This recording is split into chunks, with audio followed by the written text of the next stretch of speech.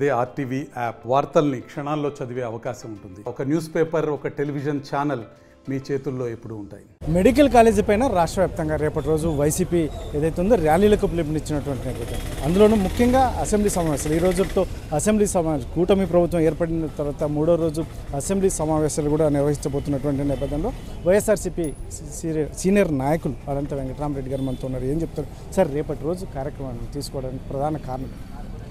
అంటే ఇదే medical college అనేది అంటే మొదటి నుంచి కూడా వైఎస్ఆర్ కాంగ్రెస్ పార్టీ కావచ్చు, జనం కూడా కావచ్చు, విద్యా వైద్యం అనేది కూడా ప్రజలకు సామాన్య మానవునికి కూడా అందుబాటులో ఉండాలని చెప్పేసి ఉన్నత విద్య అత్యంత ఎంత ఖరీదైన విద్య వైద్యం కూడా ప్రజలకు అందుబాటులో, ఇది ప్రభుత్వం తరపునే సాధ్యమైందని చెప్పేసి వైఎస్ఆర్ కాంగ్రెస్ పార్టీ మొట్టమొదటి నుంచి కూడా ఇవన్నీ కూడా ప్రభుత్వ పరంలోనని చెప్పేసి విద్యను వైద్యాన్ని కూడా అనేక రకాల అభివృద్ధి చేసుకొని వచ్చేదంటే 3-4 కాలేజీలు మాత్రమే పర్మిషన్ ఇస్తే కేంద్ర ప్రభుత్వాన్ని కూడా ఒప్పించి ఒకే మారు కరోనా అయిన తర్వాత అంటే 22 తర్వాత కేంద్ర ప్రభుత్వంతోనే 15 మెడికల్ కాలేజీలు కూడా తీసుకొని రావడం జరిగింది. దాంట్లో 5 పూర్తిగా చేసి 23-24 అకాడమిక్ ఇయర్కే జగన్మోహన్ రెడ్డి గారు ముఖ్యమంత్రిగా ఉన్నప్పుడే దాన్ని ప్రారంభించి క్లాసులు కూడా ప్రారంభించి అన్ని వసతులు కల్పించాడు. మిగతా దాంట్లో కూడా పులివిందలాంటిది కూడా పూర్తి కూడా అయిపోయింది, 1-2 తప్ప. తర్వాత మిగతా కాలేజీలన్నీ కూడా ఒక్కొక్క కాలేజీలో 60 కోట్లు, 70, 80, 100 కోట్లు కూడా ఖర్చు పెట్టినవి.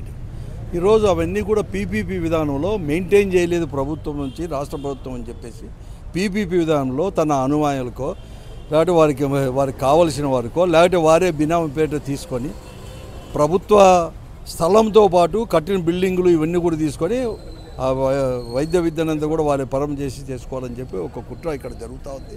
అటువంటి నిర్ణయం తీసుకొని నేను ఒకటే అడుగుతున్నాను ఈ రాష్ట్ర ప్రభుత్వాన్ని, మీరేమో ఒక దాంట్లో కూడా సెల్ఫ్ డెవలప్మెంట్ అని చెప్పి దాని పేరిట రాజధానికి 1,00,000 కోట్ల అప్పు కాదు సరిపోదు, ఇంకా 2 లక్షల కోట్లు ఏం చేసి డెవలప్ చేస్తామంటారు. ఇక్కడ కేవలం 8,000 కోట్లను ఖర్చు పెట్టి ప్రభుత్వం ప్రజలకు చిన్న సామాన్యునికి కూడా కావాల్సిన వైద్య విద్యని కేవలం 8,000 కోట్లు, ఇప్పటికే 3,000 కోట్ల పైన కూడా ఈరోజు జగన్మోహన్ గారు ముఖ్యమంత్రిగా ఉన్నప్పుడే ఖర్చు పెట్టేసినారు. 5 కాలేజీలను కూడా అందుబాటులోకి తీసుకొని వచ్చాడు. ఖర్చు పెట్టుకోకుండా ఈరోజు మీరు తీసుకొని వచ్చి రావడం ఇంతకంటే అన్యాయం ఇంకేమన్నా ఉందా? మేము ఖర్చు పెట్టలేము, మెయింటైన్ చేయలేమంటే నువ్వెందుకు ముఖ్యమంత్రికి, ఇంకెందుకు ప్రభుత్వము, ఇంకెందుకు ఇంతమంది అధికారులు, ఇంతమంది వ్యవస్థ, ఇన్ని అధికారాలు ఈ ప్రభుత్వానికి? ఇంకంతకంటే ఏం చేయాలి? ఇంతకంటే అన్యాయం ఏం కాదు. కేవలం అక్కడ రాజధాని ఎట్లా దోపిడీ చేసుకుంటున్నాడో ఇలాగ పీపీపీ విధానంలో కూడా ఈ వైద్య కళాశాలన్నీ కూడా దోపిడీ చేసుకొని 10 సంవత్సరం కూడా ఆదాయం తీసుకోవాలని చెప్పేసి ఈరోజు తీసుకొని వస్తున్నాడు. వేలకు కాదు లక్షల కోట్ల రూపాయలకు చేసే భూమిని కూడా రూపాయలకి ఇచ్చుకునే పరిస్థితి కూడా ఈరోజు కూడా ఈ చరిత్ర అందుకో ఖండిస్తూ, అందుకే రేపు వైఎస్ఆర్ కాంగ్రెస్ పార్టీ యువజన తర్వాత స్టూడెంట్స్ ఆధ్వర్యంలో పెద్ద ఎత్తున కూడా మేము ఉద్యమం చేయాలని చెప్పి నిర్ణయించుకొని దాంట్లో భాగంగా పెనుగొండ మెడికల్ కాలేజ్ ఇప్పటికే 70 కోట్లు ఖర్చు పెట్టి 5 ఎకరాల్లోనే అంటే 50 ఎకరాలు తీసుకొని 5 ఎకరాల్లో పూర్తిగా బిల్డింగులన్నీ పూర్తి చేసిన దాంట్లో నుంచి తీసుకొస్తున్నాం. ప్రజాప్రతినిధులు ముఖ్యంగా మన జిల్లాకు చెందిన ప్రజాప్రతినిధులు నేను ఒకటే వారు ప్రత్యేకంగా నేను కోరుతా ఉన్నాను. నేను పార్లమెంటు సభ్యులుగా ఉన్నప్పుడు 97లో 98లో కూడా ఇదే ముఖ్యమంత్రిగా చంద్రబాబు నాయుడు గారు ఉన్నప్పుడు అనంతపురం మెడికల్ కాలేజీని కూడా ఆ రోజు కొంతమందితో ట్రస్ట్ ఏర్పాటు చేసి ఒక ప్రైవేట్ ట్రస్ట్ ఏర్పాటు చేసి దాంట్లో నిష్ణాతులను వేసినానని చెప్పేసి ఆ ట్రస్ట్ కట్టబెట్టాలని చూసినప్పుడు మేము అక్కడంతా కూడా బహిరంగ కూడా ఒక పబ్లిక్ మీటింగ్లోనే ముఖ్యమంత్రి గారి ముందు వ్యతిరేకించిన తర్వాత దాన్ని మళ్ళీ కూడా ప్రభుత్వం నిర్ణయం మార్చుకొని ఈరోజు అనంతపురం మెడికల్ కాలేజీలో ప్రభుత్వం ఉందంటే ఆ రోజు నిర్ణయం చేసుకుంది. మేము అటువంటి పద్ధతిలోనే ఈరోజు జగన్మోహన్ రెడ్డి నాయకత్వంలో వైఎస్ఆర్ కాంగ్రెస్ పార్టీ ఆధ్వర్యంలో మేము కొన్ని నిర్ణయం తీసుకున్నాం. ఏమైనా కానీ ప్రభుత్వం ఆధ్వర్యంలోనే ఉండాలి. అందుకే రేపు అనేది కూడా ఈ యువజన స్టూడెంట్స్ ఆధ్వర్యంలో పెద్ద ఎత్తున మేము ధర్నా కూడా చేస్తాం. సార్ కూటమి ప్రభుత్వం మూడోసారి అసెంబ్లీ సమావేశాలు నిర్వహించబోతున్నారు. ముఖ్యంగా మీరు అసెంబ్లీ కూడా రండి అని ఇన్వైట్ చేస్తున్నారు. ఈ మెడికల్ కాలేజీలు కావచ్చు, ఇతరత్ర అనేక అంశాల మీద చర్చిద్దాము అని చెప్పేసి దీన్ని ఎలా చూస్తారు? వారి కథ తెలుసు. ఈరోజు మేము చర్చించడానికి మా ప్రజాప్రతినిధులు శాసనమండలిలో ఉన్నారు. ఈ పొద్దు శాసనమండలిలో అవన్నీ మాట్లాడేకో మేము తీర్మానం ఇస్తానగానే వాయిదా వేసేసారు. నీకు అసెంబ్లీలో కేవలం మేము 11 మందే ఉన్నామని చెప్పి వాళ్ళు ఏం చేయబోతున్నారో తెలుసు. కాలాపం చేసి మమ్మల్ని చేయాలని చెప్పి తప్ప వారు అవమానపరంగా చేసి ఇవన్నీ చేసి విరక్తి చేయాలని చెప్పి ఉండే దురుద్దేశము అనేది కూడా ఇవన్నీ కూడా పూర్వం కూడా చాలా సామెతలు ఉండేవన్నీ కూడా ఏదో దురుద్దేశం పెట్టుకొని గడ్డికి వస్తావా అన్నట్లు అడిగినట్లుగా ఈరోజు ప్రభుత్వం అంటే ప్రభుత్వంలో ఉండే ఈ తెలుగు కూటమి నాయకులు అడుగుతారు తప్ప మరొకటి కాదు. ఈరోజు శాసనమండలిలో వైఎస్ఆర్ కాంగ్రెస్ పార్టీలోనే ప్రధానమైన ప్రతిపక్షంగా తగినంత బలం కూడా ఉంది. అక్కడ మేము మాట్లాడమని చెప్పండి, మేము అన్నీ కూడా మాట్లాడతాం. అక్కడ మేము మాట్లాడతాము. వాళ్ళు ఎలా చేస్తున్నారో తెలుసు. అందుకోసం మా నిర్ణయం అనేది ఉంది. పార్టీ అనేది కూడా ప్రజాస్వామ్యాన్ని కాపాడుకుంటూనే, ప్రజల యొక్క హక్కులను కాపాడుతూనే వైఎస్ఆర్ కాంగ్రెస్ పార్టీ కూడా మేమంతా కూడా ముందుకు పోతాం. We have our own strategy. Sir, Kethireddy Peddareddy గారు తాడిపత్రికి వెళ్తున్న సమయంలో తిమ్మంపల్లికి పోలీసులు తరలించిన నేపథ్యం, దీన్ని ఎలా చూస్తారు? ఇంతకంటే చేతగాని ప్రభుత్వం అనేది కూడా లేదు.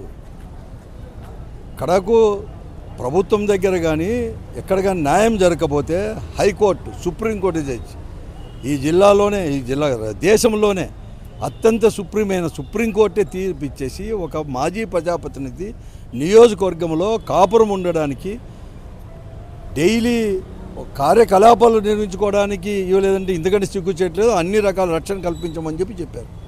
ఉన్నారు. ఈరోజు ఒక వ్యక్తిని పరామర్శించడానికి సూర్యప్రకాష్ బాబు అని వచ్చి వెనక్కిపోతుంటే అక్కడ జేసీ ప్రభాకర్ రెడ్డి యొక్క అనుచరులు కొద్దిమంది తాలూకా ఆఫీస్ దగ్గర ఉండి రాళ్ళు రోవడానికి ఉన్నారని చెప్పేసి ముందు జాగ్రత్తగా మిమ్మల్ని అరెస్ట్ చేస్తామని ముందు తీసుకొని పోతా అంటే ఏమని చెప్పాలి? నిన్ననే ముఖ్యమంత్రి గారు అక్కడ టెలికాన్ఫరెన్స్ ఒక ఎస్పీను కలెక్టర్ల యొక్క సదస్సులో లా అండ్ ఆర్డర్ గురించి మాట్లాడింది ఏముందని? లా అండ్ ఆర్డర్ అనేది కూడా ముఖ్యము. అందరూ సమానమే చట్టానికి, ఎవరు కానీ ఎంతవాడైనా కూడా ఉపేక్షించద్దు, చర్యలు తీసుకోండి, నేనున్నాను అని చెప్పినోడు ఈ పొద్దు జరుగుతుంది, ఏం చేస్తున్నావు చంద్రబాబు నాయుడు గారు అని చెప్పి మేము అడుగుతూ ఉన్నాను. నీకు చేత కాదా అని చెప్పి నేను అంటున్నాను. ఒక ప్యారలల్ వ్యవస్థ అనేది కూడా అక్కడ తాడిపత్రి నియోజకవర్గంలో ఉన్న మీ పార్టీ వాళ్ళే, మీ పార్టీకి చెందిన శాసనసభ్యులు, మీ అక్కడ ప్రజాప్రతినిధులు మీరు చేస్తా అంటే మీరు అంత చేతగాని వాళ్ళు కూర్చుంటున్నారా, లేకపోతే మీరే చేపిస్తున్నారా చంద్రబాబు నాయుడు గారు అని చెప్పి నేను అడుగుతా ఉన్నాను ఇక్కడ. అలాగే ఎస్పీ గారిని కూడా అడుగుతున్నాను, మీలో కనీసం చీము రక్తం లేదా? మీరు చట్ట ప్రకారం మీకు చట్టాలు, మీకు అధికారులు ఉండేది ఎందుకు అంటున్నాను? ఒక అడిషనల్ ఎస్పీ, అక్కడ అసిస్టెంట్ ఎస్పీ ఐపీఎస్ హోదాలో కూడా అతను ప్రత్యేకంగా దూషించి వీడియోలు ఇడిచిపెట్టినా కూడా మీ చర్యలు ఏమీ లేవు. ఇదే మీరు అనంతపురంలో ఒక అనంతపురం శాసనసభ్యుడు ఏదో కొన్ని అనరాని మాటలు జూనియర్ ఎన్టీఆర్ అన్నాడని చెప్పేసి వారందరూ కూడా అనంతపురంకి వస్తానంటే రాష్ట్రంలో ఉండే వారందరూ కూడా వారిని నియంత్రించి తప్పు చేసిన వారిని మీరు సంరక్షించిన ఈ ప్రభుత్వం ఏమీ తప్పు చేయకుండా మీ పార్టీ వాళ్ళు తప్పు చేస్తా అంటే వాళ్ళని నియంత్రించలేని చేతగాని ప్రభుత్వమా, లేకుంటే ఇటువంటివి చేస్తున్నామని చెప్పి నేను చంద్రబాబు నాయుడు గారిని ఈ కూటమి ప్రభుత్వాన్ని కూడా నేను ప్రశ్నిస్తున్నాను. దీంట్లో ఎవరు కానీ రక్షించాం అనే ఈ అనంతపురం జిల్లా ఎవరైనా కానీ ఏ పార్టీ ఎవరైనా కానీ ప్రజా ఉద్యమాలకు అనేది కూడా పెట్టింది పేరు కూడా చైతన్యం ఉండేవారిది. పెద్ద వారిని కూడా పెద్ద ఎత్తున కూడా ఎటువంటి వారిని కూడా ఎదిరించే శక్తి, ప్రజాస్వామ్య పద్ధతులు శక్తి జిల్లా ప్రజలకు ఉంది. జాగ్రత్త అని చెప్పేసి ఈ ప్రభుత్వాన్ని కూడా హెచ్చరిస్తున్నాను. ఈరోజు మాజీ ఎంపీ ఎమ్మెల్యే అనంత వెంకటరామరెడ్డి గారు చెప్తున్నారు, అసెంబ్లీ సమావేశాలని మేము గతం నుంచి చూస్తున్నాం కాబట్టి అక్కడ ఎందుకంటే శాసనమండలికి వచ్చి మేము సమాధానం చెప్పడానికి సిద్ధంగా ఉన్నాం, కాకపోతే అక్కడ కూడా మాకు గొంతు నొక్కేస్తున్నారని ఒకవైపు చెప్తేనే ముఖ్యంగా ప్రజాస్వామ్యం అనేది నడవట్లేదు అని చెప్పేసి ఒకవైపు చెప్తే కేతిరెడ్డి పెద్దారెడ్డి అంశం కూడా చూడవచ్చు.